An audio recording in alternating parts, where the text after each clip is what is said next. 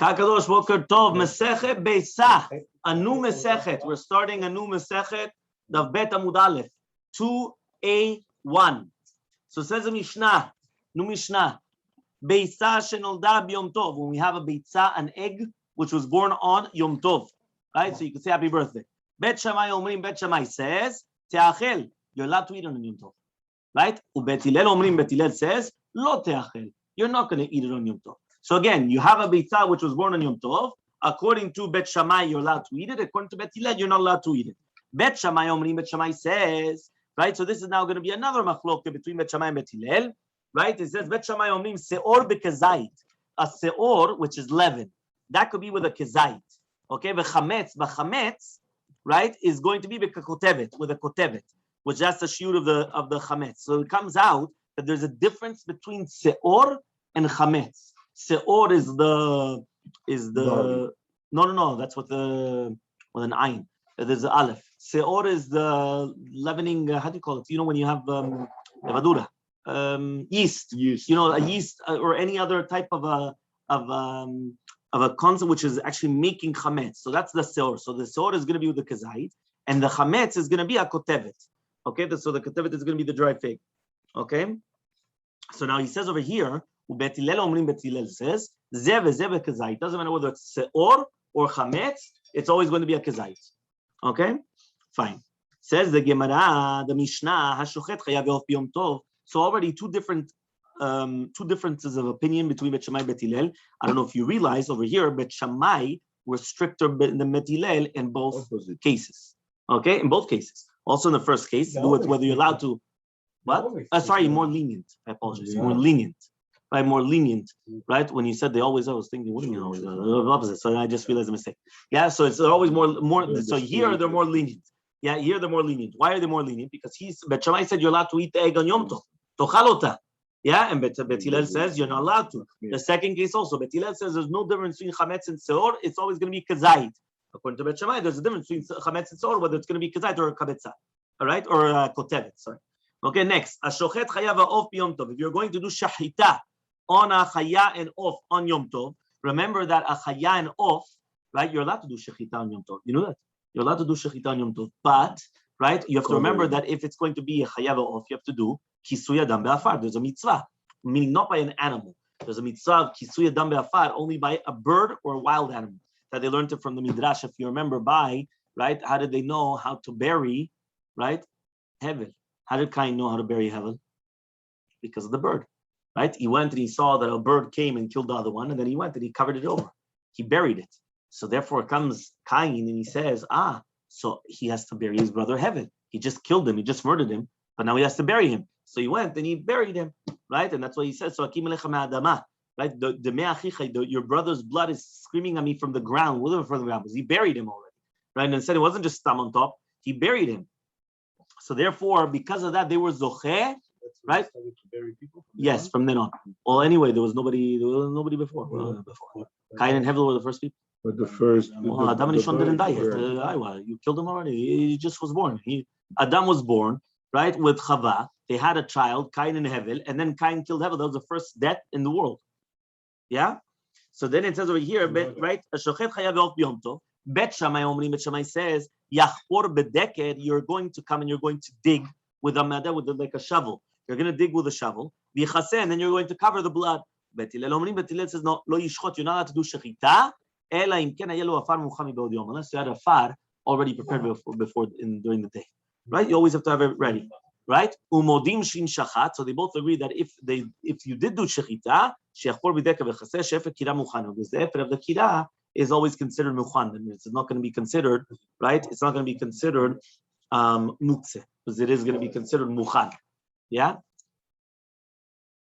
So now says the Gemara. Yeah, Gemara says, "B'maya skina." What are we dealing with exactly? So says the Gemara. Ilema, if you're going to tell me now, betarnegolet haomed el achila, we're talking about a tarnegolet, right, which is fitting for food. So my tamayot Bet Hillel. What's the reasoning of Bet Hillel? Uchla deifratu.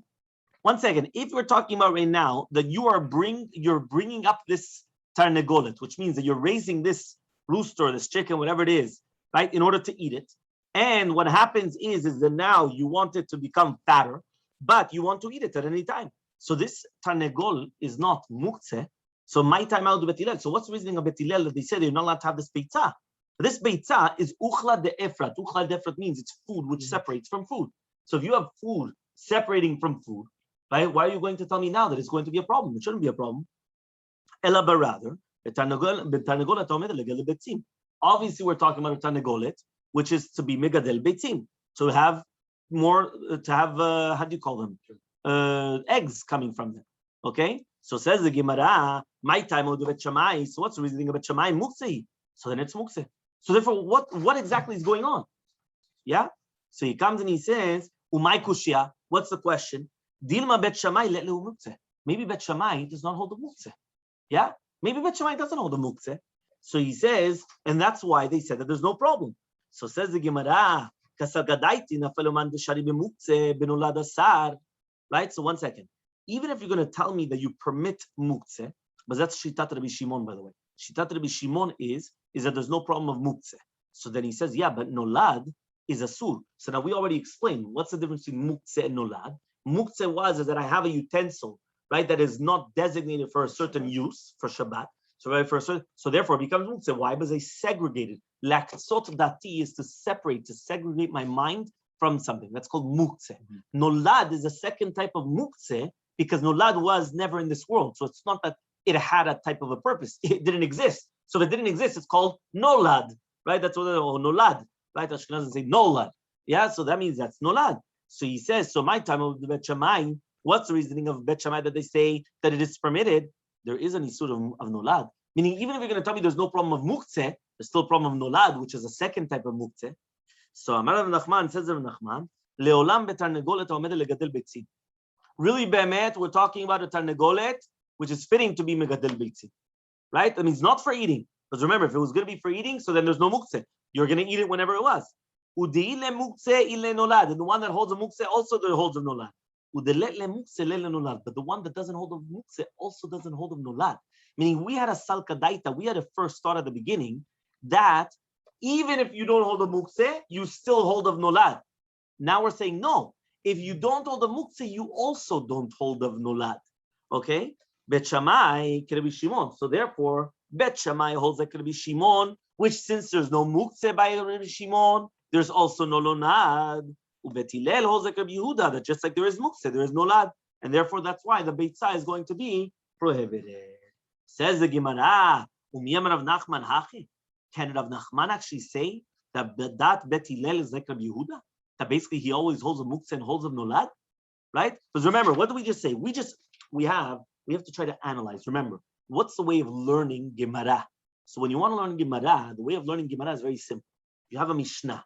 The Mishnah is different rules, right? But it doesn't give you the reasoning. Remember, the Mishnah at the beginning was very, very concise. Why was it made purposely concise? Because technically speaking, you're not allowed to write Torah Shebal Peh. Torah Shebal Peh has to be Bal Peh. It cannot be written down. It's not Torah Shebichtav. Torah Shebichtav, the written Torah, right, is the Bible, right? Torah, Nevi'im, Ketuvim, the Tanakh. Torah Shebal Peh has to be Bal Peh. That's the way it's supposed to be. It's supposed to be oral. So why did they write the Torah Shebal Peh? The Yudah Nasi already realized that they were going to forget everything. So since they were going to forget everything, I'm going to say I'm going to make you a code of laws. What are the code of laws of Mishnayot? But he doesn't start explaining to you the reasoning and the this. He just tells you point blank, A, B, C, D. And when there's machlokot, so here, for example, he told you, Bet Shammai, Bet Hillel, a Betzah, Yom Tov. But now we have to analyze why is it like that, right? Because remember, since also after the Mishnah, they realized that they were also going to forget, right, everything else. So they went and said, okay, fine, well, it's not enough then anymore writing the Mishnah. Now we also have to write the Gemara. So now the Gemara is going to come and try to analyze and explain the Mishnah. So we had a halacha in the Mishnah. Machloket, Bet Shammai, Bet Hillel. What was Bet Shammai saying? If you have a Betzah, which is Nolad Yom Tov, Bet Shammai, tochal ota. Some people, they only ochel ota. Okay? Then you have Bet Hillel. Bet Hillel says, al tochal ota. You're not allowed to eat it. Now we have to understand why. So now if we're going to tell me it's because of, that's what we said, if you're going to, that's what we're doing in the Shakavatari of the Gemara. If you're going to tell me that it depends on the actual rooster in itself, how it is, right? If the chicken is going to be for food, so then it's food separating from food. Food separating from food is food, right? If you take a chicken, you take a steak, and you take a piece from the steak is a steak, even if it came from a thing, right? But if you're going to tell me that it was never going to be, it was a cow, and it's supposed to be for milk, so you're not going to say that a food separated from it. Why? Because now it's supposed to be for Beitzim, it's supposed to be for something else. So therefore, we want to come and try to analyze what are the reasoning behind it. So then we brought down the entire concept of mukse. So says the Gemara, does Rav Nachman actually say that Bet Hillel, which goes lenient, goes stringent, that he holds like Rabbi Yehuda, that there is a problem of mukse? Vatran, we learned on the Mishnah in Shabbat, this Kuf Mem Gimel Amud Aleph. Bet Shammai Omrim, Bet Shammai says, Magbim mel hashulchan atzamot uklipim. Do you know, right? Some people, they're like birds. You know what birds are? They eat sunflower seeds. So they go, you hear that, like the chirp. Yeah? So they come and they start eating these things. Yeah? Right? Pepitas. Yeah? So what happens is that what happens now with all these klipot, atzamot, with all these things? What are you going to do with it? So says Bet Shammai, Magbim mel hashulchan atzamot uklipim. You could pick it up from the table. All these atzamot, klipin, all these things. Comes Bet Hillel, why? Right? Even though it says over here that they're not fitting for eating. Comes Bet Hillel, and Bet Hillel says, you're not allowed to move it. Why not? Mesaleket tavla kula. You have to come and you have to take off the entire table, right? And then what happens is, and then you're allowed to carry it. Why? Because you're carrying it out of the table. I mean, you're not allowed to carry it on itself. You're not allowed to pick up the atzamot and the klipim by itself, because it's mukse. What are you allowed to carry? You're allowed to carry the table, and derech hagav, you've got the klipot and atzamot on the table. Okay. Why is it mukse? Because we just said what's separated from the food is the food. It didn't separate from the food. It's a protection from the food. It's outside. It's not a food. It's refuse, right? It's not a food. Pistachios. Yeah, exactly. All these things. Yeah, all these things. But if you, even the olive pits. But if you put something edible, right? If you put something edible on the then no, you're not touching it. No, you can move whatever it is, the whole thing. Yeah. So here you don't need something edible. The table in itself is already something. You're not going to eat the table, but moving the table. Moving the table is derech hagav. Yeah. So that's when you have a pistachio on the table on Shabbat. You put like a fruit or something like that in the middle, and then you can move everything. No, because you're not allowed to touch pistachio. What Amichai was referring to is, for example, some people they have. I don't know if you've ever seen it. It happens usually by Moroccans because they like a lot of olives or things like that. Right? Pitzuchim, no. Oh, okay, also pitzuchim. So I saw that when we went to somebody's house, they had like a little tiny, like a bowl or whatever it is, a small one, empty, right in front. But nice glass, So you come and I went and said, what's that for? For the pits. It was for the pits. So I went and told them, 1 second, do you know, according to the halacha, if you're going to come and you're going to take it and you're going to put only pits in there, so now right now you just annulled the utensil, because now the utensil, you can't carry it anymore. Because now it becomes muktzeh. Because you just put muktzeh inside the utensil, the gamano. So it's called mevatel kli me'achano. They asked that question to do with netilat yadayim of shachrit. If some people do netilat yadayim shachrit inside of a bowl, but you're mevatel the bowl from kli me'achano.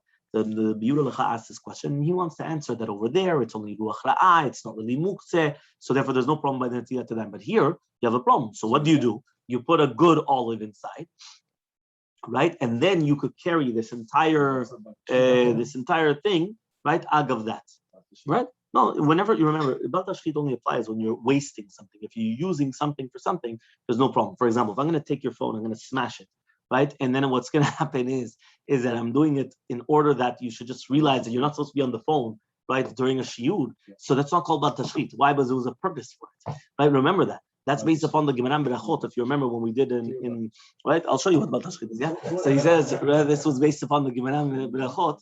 If you remember, the Gemara Berachot said that there was a rabbi that he saw that the students and everything, they were too jolly at a wedding. So what did he do? He took a very, very expensive glass and he went and he said, "Timber, boom," and pa, right? And everyone was like, they were all they got a little bit more serious. So the Gemara there asks, it's Bal Tashchit.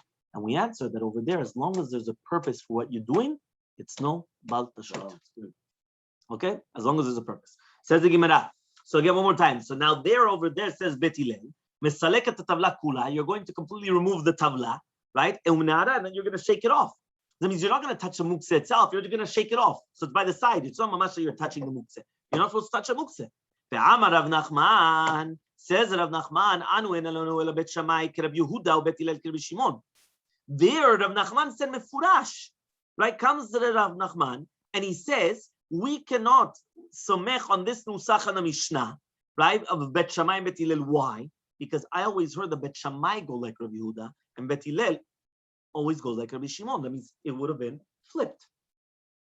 It would have been Bet Hillel are more lenient and Bet Shammai are more stringent. So therefore, there Rav Nachman himself is saying that this concept of who holds like Rabbi Shimon and who holds like Rabbi Yehuda, Bet Shammai holds like Rabbi Yehuda and Bet Hillel holds like Rabbi Shimon, not like what he's saying here.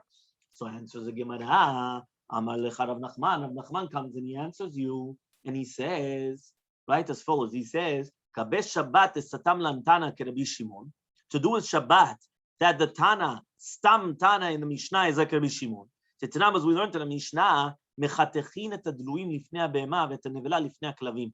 There, the Mishnah in Shabbat says that we're going to cut pumpkins right in front of animals in order to get them to eat, or a nevela, right, that died, a carcass of an animal that dies, right, also in front of the dogs. Remember, the nevela always goes to the dogs. Why does it go to the dog?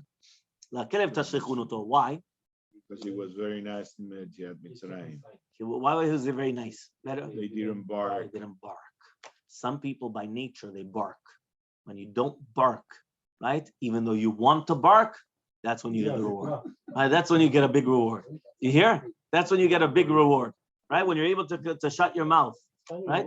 How people, they feel their for them and Kol haposel bemumo posel. It's a Gemara also. Shmuel says it. Did you hear Amichai? Kol haposel bemumo posel. Anybody that disqualifies, they disqualify themselves, right? So that's it's Shmuel says it. Yeah. So he says over here, what are you allowed to do? You're allowed to cut the pumpkin in front of the behema, beta nevela in front of the klavim, and there's no muktzeh. That means even though beben hashmashot, this animal was not fitting to give to the klavim, you're allowed to. So therefore, this Mishnah of Magbim Yala Shulchan Atzamot Uklipin, this Mishnah that you're allowed to pick up from the table, these Atzamot and Klipot, Mukim la Bet Hillel, Rabbi Shimon. So obviously, Rav Nachman says that it's Bet Hillel in the Shita of Rabbi Shimon. Okay? But if not, there's going to be a stira. Aval, however, Bet Amubet, right? However, Legabe Yom Tov, to do the Yom Tov, the Satam Lantana, Rabbi Yehuda, the Stam Mishnah is like Rabbi Yehuda, the Tzram as we learned in the Mishnah later on, and Mevakim, it's Simina Krov, Lo Minakurash, Rabbi Yom Tov, you're not allowed to use wood as firewood from, let's say, the Korah. You remember what the Korah is? You have a Mavui, right? Which is like an entranceway of an alley. And what happens is you have the courtyards there. So what happened in a Ruvin? And also you have a Korah. The Korah is the top beam, right? This beam. So if that top beam broke, okay, or for example, it's going to be placed in a pile in order for binyan, right? It's muktzeh. So you can't take from that pile and start using it as firewood. Or what we just mentioned before, that let's say you had the Korah on top of the mavui and then it broke on Yom Tov. You can't use that as firewood. So therefore, now even though when it broke, right? Because once it broke, that's it. There's nothing what to do with it. So therefore, this is a shita of Rabbi Yehuda, because according to Rabbi Yehuda, he holds that there's muktzeh v'minash rashot, right? And afterwards, you took away the siba of the muktzeh. It's still muktzeh for the entire day. Meaning, since at the onset of Shabbat it was muktzeh, which means since it was already muktzeh during ben hashmashot, it became muktzeh for the rest of the day. Right now, it's not muktzeh anymore. Doesn't matter. It stays muktzeh. That's the shita of Rabbi Yehuda. Rabbi Shimon is matid. So according to that, mukim la Bet Hillel Rabbi Yehuda. Then we're going to place Bet Hillel like Rabbi Yehuda. So one more time, just to understand very clearly, there's a difference between Hilchot Shabbat and Hilchot Yom Tov. Who is the Stam Mishnah in Hilchot Shabbat? Rabbi Shimon. Rabbi Shimon permits muktzeh. Who is the Stam Mishnah in Hilchot Yom Tov? In this Masechet, Rabbi Yehuda. Rabbi Yehuda prohibits muktzeh. So therefore, I want in Shabbat, I'm going to say that Bet Hillel, I prefer that he goes like the Stam Mishnah, right? Because we paskin like Bet Hillel, and the Stam Mishnah, usually we paskin like a Stam Mishnah. So therefore, by Shabbat, I'm going to say that Bet Hillel goes like Rabbi Shimon. Umi Meila, you're allowed to come and take the klipot and all these things from the table, right? And by Ilchot Yom Tov, I prefer to say that Bet Hillel goes like Rabbi Yehuda. That's also going to be a Stam Mishnah. And now I answer up the stira, right, between Shabbat and Yom Tov. Capish? Yeah. Let us see. Man satme lematznitin. Who is the one that came and he made a Stam Mishnah? Remember, Stam Mishnah Masechet Shabbat we just said was Rabbi in Shabbat. Rabbi Shimon, Chazak Baruch. Who's Stam Mishnah in Betzah and Yom Tov?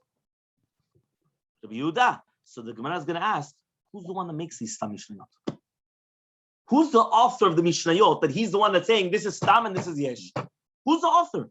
So he comes and he says, Michte, man satme lematnitin. Who is the one that makes the Stam Mishnayot?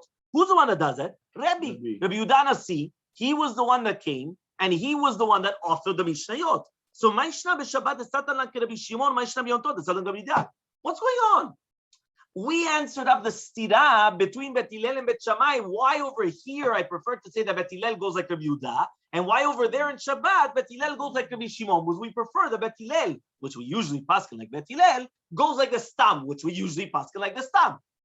But why in the world is the Stam is different? Why in Shabbat the Stam is like Rabbi Shimon, and here the Stam is like Rabbi Yehuda? That's what the Gemara is asking. Answers the Gemara. Listen carefully. Amre, they said, Shabbat de Chamira velo atel zelzule ba, satam lan Rabbi Shimon de Mekel. Yom Tov de Kil ve'ati lezelzule be, satam lan Rabbi Yehuda de Machmir. He says it all depends on perception. What is perception? Perception means Shabbat. People know that Shabbat is chamur. People understand that Shabbat is Shabbat. Shabbat is serious. I'm going to come. No. So by Shabbat, I could be a little bit more lenient. Why could it be a little bit more lenient? Because I already know, not because I'm going to be a little bit more lenient in Chok Muktzeh, which is the Rabbanan. All of a sudden now you're going to come, you're going to be mezalzel, you're going to disgrace the Shabbat. So there, Rabbi Yehuda Nasi comes and he says, Satam la Rabbi Shimon. Why? Nothing bad is going to come out from it. You're allowed to. Don't worry about it. I could be a little bit more easygoing with you, because I know that you're not going to take it for you. I'm not going to give you a finger. You're going to take the whole hand. However, though, what about in Yom Tov? The exact opposite. On Yom Tov, people are much more lenient. Since people are much more lenient with Hilchot Yom Tov, it's Yom Tov. Everything's permitted. Why? Everything is really permitted. Yeah, but that's what people think. Everything is permitted. Yeah, it's Yom Tov. Yom Tov, you're allowed to do whatever you want. Yeah. So what happens? So there, I have to be more stringent. Why? Because if I'm going to be too lenient, all of a sudden everyone's just going to be mizalzel in Yom Tov completely, as if there's nothing. So therefore, here, no, now I have to actually be right machmir. Okay, very good. Okay, next. B'mayu kimta omed legadel beitzim, right? B'tarnegolet omed legadel beitzim u'shum muktzeh. Says the Gemara. Now, 1 second. Until here, everything came out clear. Why did it come out clear? Remember, we're still analyzing the first part of the Mishnah. The Mishnah had 3 different halachot. The Betzah, right? That was the first halakha. The second halakha was to do with the chametz and the seor. What was the shiur, the measurement, in order to prohibit? And then the third one was to do with the shechita and covering the with a afar, right? The kisui abedam afar, right? Now the question is as follows: when we're analyzing the first part of the Mishnah, we just explained the machloka between Bet Shammai and Bet Hillel, and we just said the Bet Shammai was going like Rabbi Shimon, and Bet Hillel was going like Rabbi Yehuda, and that's why Bet Hillel was more stringent. Now the Gemara is going to say like this. If you remember the first part of the Gemara, the first question was, what type of a rooster or chicken were you referring to? Are we referring to a chicken or rooster that you're going to eat? That means you're growing it, you're raising it in order to eat? Or was it one which is going to be for legadel beitzim? If it was going to be for eating, so food which separates from food is considered a food. So therefore, if it was for eating, just like I could eat the chicken, I could eat the egg, right? What's the problem? Right? But we answer, no, it has to be that it's megadel beitzim, which means you're never going to eat this chicken. This chicken is there in order to produce more money. So what are you doing? You're making more eggs. And more eggs, it's a machine, right? And it's just making more eggs, right? So now what happens? Says the Gemara, how did you just tell me that the Mishnah is going like? You just told me that the Mishnah, you made an ukimta, that the Mishnah is referring to a tarnegolet, which is omed legadel beitzim. And what's the problem? The problem is because of muktzeh. So in the fact that you're going to come and you're already going to differentiate and you're going to make a machloket between Bet Shammai and Bet Hillel in the Betzah, so why don't you also make the machloket in the tarnegolet itself? Meaning, why do you have to go so far to a case where there's nolad and there's a case of a Betzah which is nolad and Yom Tov? Forget about now the nolad and Yom Tov. The Betzah itself. Just tell me there's going to be a machloket to do with the tarnegolet itself. The tarnegolet itself. Why? According to Bet Hillel, that he says that it's going to be a surah Betzah because he holds like Rabbi Yehuda. So therefore, what's going to happen is the tarnegolet itself is going to be a surah. It's going to be muktzeh on, right, Yom Tov. And according to Bet Shammai, it's going to be permitted. So why do we have to speak? We're judging on the Betzah. Forget the Betzah. Who cares about Beitzim? Don't count your eggs until they're hatched. Throw out the eggs. There's no eggs here. I have the tarnegolet. Am I allowed to come and take this tarnegolet? Right? Am I allowed to move it? Am I allowed to? Why? Is it going to be muktzeh or not? So there itself, you already have the machloket, Bet Shammai, Bet Hillel. Why did I have to speak about the Betzah? So answers the Gemara, you know why? Leodiacha kocho the Bet Shammai. To teach you the power of Bet Shammai. The what? Devenolad share. Which means, I always want to test you to the end. I don't take you just to the beginning. When I want to see your full potential, where do I go? I come and I take you until the end. Right? That's how I test you. And that's what HaKadosh Baruch Hu does with every single one of us. And that's what we're coming to Rosh Hashanah. What does he do? He doesn't, no, he's going to test us until the end to see how bright are we.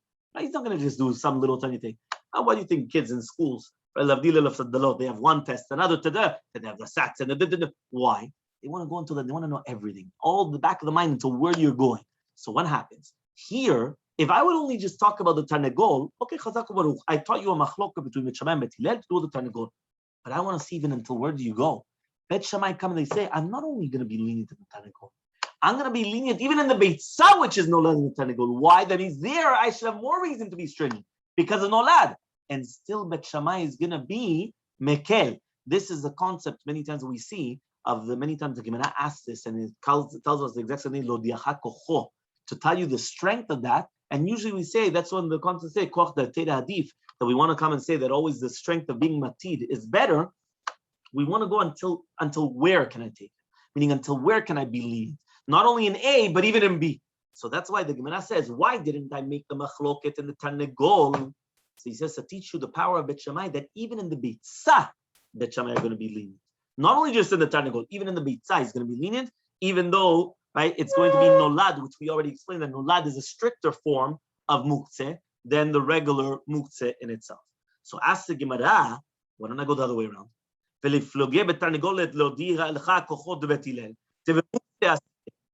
He says, 1 second, why don't I go the opposite way around?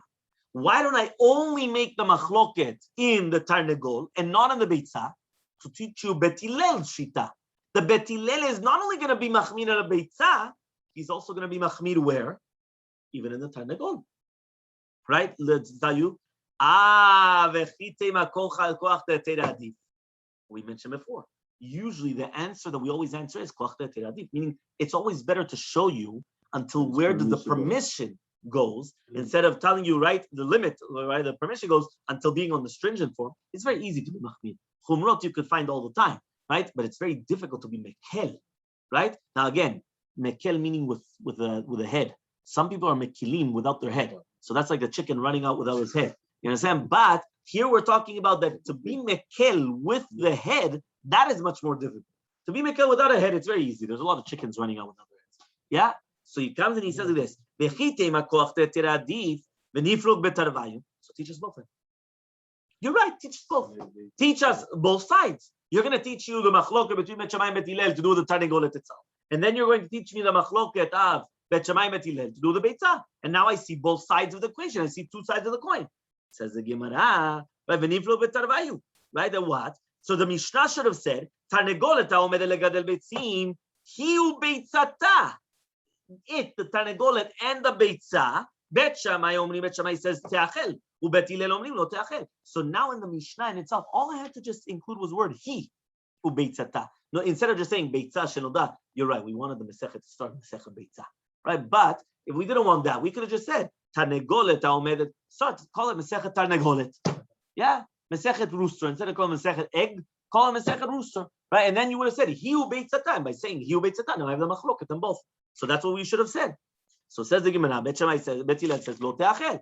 Answers the Gemara, Elamar Rabba, but rather Rabba is going to come and he's going to tell you, Le'olam betarnegolet ha'omed la'achila.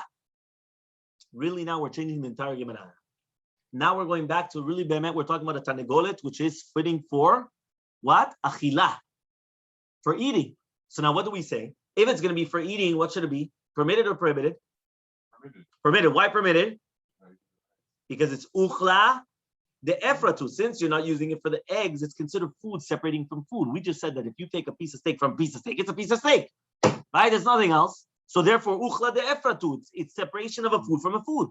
So says the Gemara. However, though, biyom tov shechal liot echad Shabbat askinan umishum achana. But this is talking about Yom Tov that comes out on Sunday. It comes out after Shabbat, and the Bet Hillel are going to prohibit not because of muktzeh, because of hachana.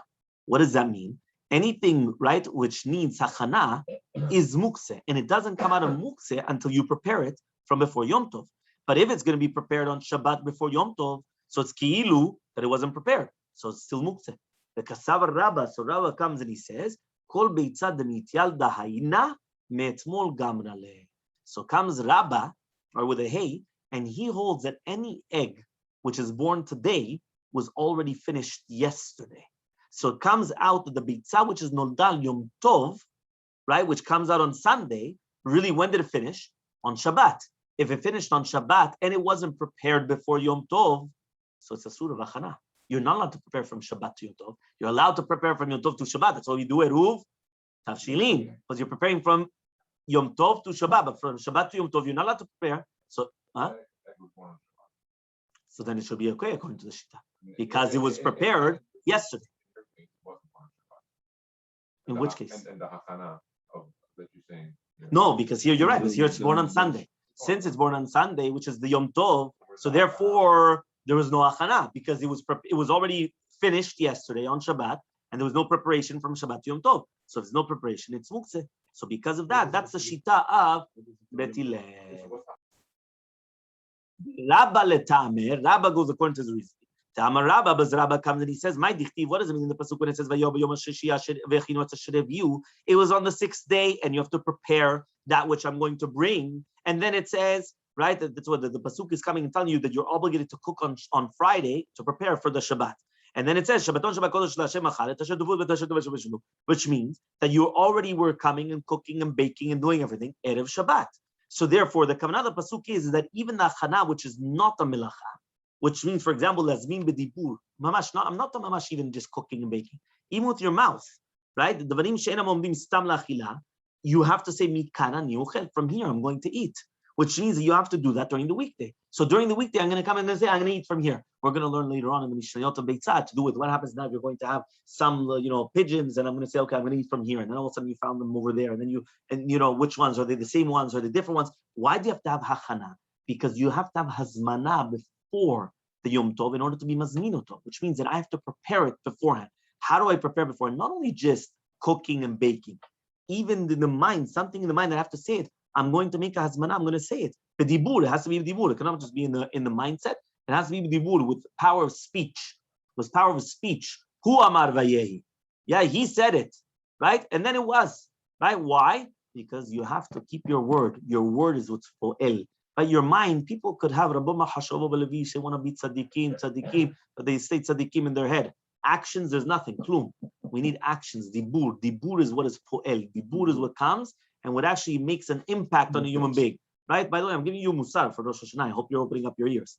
Yeah? So what are we saying? So he says over here, Chol mechin Shabbat. A weekday prepares for Shabbat. V'chol mechin Yom Tov. And weekday prepares for Yom Tov.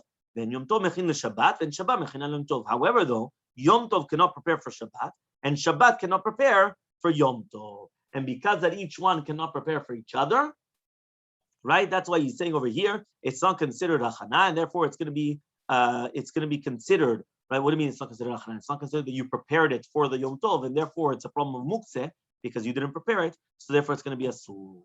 Okay? So Rabbah goes according to his reasoning. Okay? Until here, clear? So it says the Gemara, Abaye says, now we're going to ask the following question. Yom Tov be'alma tishtere. What about now, right? Let's say it was a Yom Tov, a regular Yom Tov, right? Like what Jonathan asked beforehand. You have a Betzah which was born on Yom Tov. So for when was it born? Meaning when was it finished? Obviously the day before yesterday. So one thing, so that should be permitted, right? So Betzah which is born on a regular Yom Tov, not after Shabbat, should be permitted. Answers the Gemara, right? Why? Because even though he said for sure that you had to see, but he says 1 second, the Chana was done the day before. So he comes and he says, no, we make a decree. What's the decree? We don't want to make differentiations between Yom Tov that comes out on a Sunday, right? Or between a case of Yom Tov that comes out on a Sunday or Yom Tov in general. So therefore, all Yom Tovs are going to be prohibited. Why? But then I'm going to say, one second. If the Yom Tov comes out on Sunday, so that's prohibited. Why? Because it was finished on Shabbat and I didn't prepare it. But now Yom Tov came out on Monday, so now it's going to be no. Yom Tov, all Yom Tov asur. Why? Because of Gezerah Yom Tov achar Shabbat. So says the Gemara, Shabbat de alma tishtere. Okay. What about a Shabbat, a regular Shabbat? When there's no Yom Tov, the Betzah should be permitted also. Because what we just said before, if you're going to tell me that according to this reasoning that it was already prepared yesterday, so on Shabbat, if it was born, you should be able to eat it. And so the Gemara, Gezerah mishum Shabbat achar Yom Tov. Now the opposite. Now, what happens if Shabbat comes out on after Yom Tov? Meaning that the Yom Tov was Thursday, Friday, Shabbat. I'm always saying Thursday, Friday was we're in Chutz La'aretz, yeah? But basically Friday, Shabbat, right? Wherever the case is. So therefore, because of that, again, you're going to have the same problem because there, Yom Tov cannot prepare for Shabbat. So says the Gemara, Umi Gazrina, do we make such a decree to prohibit an egg, which bikaron is supposed to be mutar, meaning that mikar adin, the egg is permitted. And only the question is, it's only going to be a sur, because maybe they're going to eat it because of a chana, because of Yom Tov Shlachar Shabbat. That means this is what we're doing. We're making such a decree. Fatanya, we learned in a Braita, Hashochet et tarnegolet umatzah beitzim gemurot. What happens right now? You come, you do shechita to a tarnegolet, and when you do shechita to a tarnegolet, you find inside of it beitzim. Okay, on Yom Tov. Yeah. Now what happens? What happened? Yeah, you find the beitzim. Yeah. Now what happens is mutarot leochlam Yom Tov. You're allowed to eat it on Yom Tov. So you did the shechita on Yom Tov, and now you're allowed to eat it on Yom Tov. Now if you're going to tell me that we make such a decree, which means that mikar adin it should be permitted, but because of the chashash or whatever it is, so then we're going to prohibit ligzor mishum hanach lemitzal dam yomehen. Just make a gezerah here as well, which means why over here all of a sudden there's no gezerah? If it's a Betzah which is nolda, right? I come and I make a gezerah. Why? Because of the case of Yom Tov that comes right after Shabbat, or vice versa. Shabbat is going to be prohibited because of Shabbat that comes after Yom Tov. But what about this case? Why is it then on Yom Tov I'm allowed to come, do shechita, I found beitzim inside, all of a sudden I'm allowed to use it? What's going on? Why? So says the Gemara, right? Answers the Gemara, Amar Lei comes and he tells them, beitzim gemurot b'meiman minta de lo shchicha he. Minta de lo shchicha lo gazur b'nan. The rabbis only make decrees on something which is common. Rabbis have better things to do than some to make decrees. So therefore, what happens is only on something which is common, they come and they say, you know what, we don't want people to make these mistakes. But if it only happens once in a blue moon, they're not going to start making decrees. It doesn't make sense to make a decree on that. So therefore, they come and they say like this. Usually, when you're going to do shechita, right, you're not going to find full eggs inside of the tarnegol, because usually you would see it, or they would already be born. So therefore, he says, since it's not common, the rabbis never made a decree. So therefore, if you do the shechita and you find the eggs, you could eat it on Yom Tov. Why? We never made a decree. But in a normal case of Betzah Shnol Yom Tov, there we do make a decree because that's common. That all of a sudden you're going to have Beitzim, which are going to be Noladim on Yom Tov. Okay, now we're going to have a third explanation in Shitat Bet Hillel. Remember one more time, what were the three explanations of Bet Hillel? Bet Hillel says you're not allowed to eat it on Yom Tov. First explanation was Betzah haomedet legadel tarnegolet haomedet legadel beitzim, right? And we said because of the problem of muktzeh. And Bet Hillel goes like Rabbi Yehuda, he holds a muktzeh. That was the first answer. Second answer was really bemet, it's a tarnegolet haomedet leachila. So he said one thing, if it's omedet leachila, it should be permitted. And it's no, it's Yom Tov achar Shabbat. And since it was Yom Tov Shabbat, it's going to be prohibited. Why? Because of achana. That's the second answer. Third explanation, what is the explanation in Bet Hillel? Which means, again, one more time, the Mishnah says Bet Hillel prohibits. Why?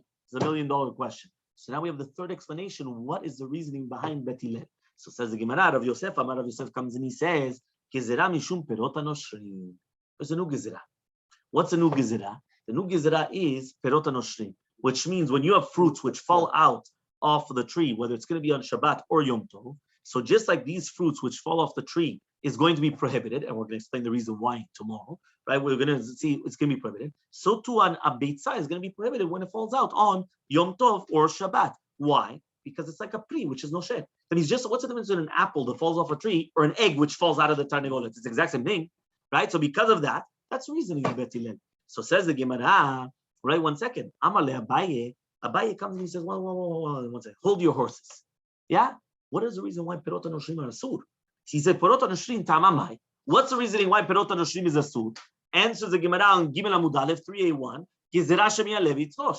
If I'm going to permit you to take the apple which fell on its own, what's going to happen? You're going to go up and you're going to pluck it. And but you're not allowed to eat that. But no. Yeah, exactly. Yeah, boom, and all these things. All of a sudden, everything falls. You understand? So what happens? That's the reason. He gufa gezerah. That in itself is a gezerah. and we're going to make a gezerah like gezerah, which is like this. There's one gezerah, perot anoshrim. Perot anoshrim is a sur. Why? That means a fruit that falls on the floor, and I find it on the floor on Shabbat. I'm not allowed to eat. Why? Because maybe I'm going to go and I'm going to pluck it. So it's a gezerah. It's a decree. Maybe I'm going to go and pluck it. So says the Gemara, I make one gezerah to another gezerah, meaning that we always need genuine copies. We don't take photocopies. You understand? So this is like the photocopy of a photocopy. Here I already have the fruit on the tree is prohibited. Why? There's no achana. It's muktzeh. It's not talush. What happens? I come. Maybe I'm going to pluck it. So therefore, even if I find it on the floor, it's a sur. That's one gezerah. What's the next gezerah? The tarnegol is very similar to the perot anoshrim. So since it's very similar, I'm going to do tarnegol to perot anoshrim and perot anoshrim to the fruit which is on the tree. That's a gezerah li gezerah. We don't make a gezerah to another gezerah. And says the Gemara, it's all one gezerah. Which means when the rabbis come and they felt that if they cannot fulfill this decree without making another decree, so then even the second decree is part of the first decree. Because if you wouldn't have the second decree, it wouldn't fulfill the first decree. So if it's all one gezerah, it's not a photocopy of a photocopy. It's the same one that you're getting. How do you call it? Apostate, no, the apostle with the apostle, that you're doing it with a genuine, with the apostille, right? That you're getting it 100%, the genuine copy, the genuine first photocopy. So because of that, that's what you're able to do, because it's all one gezerah. We continue.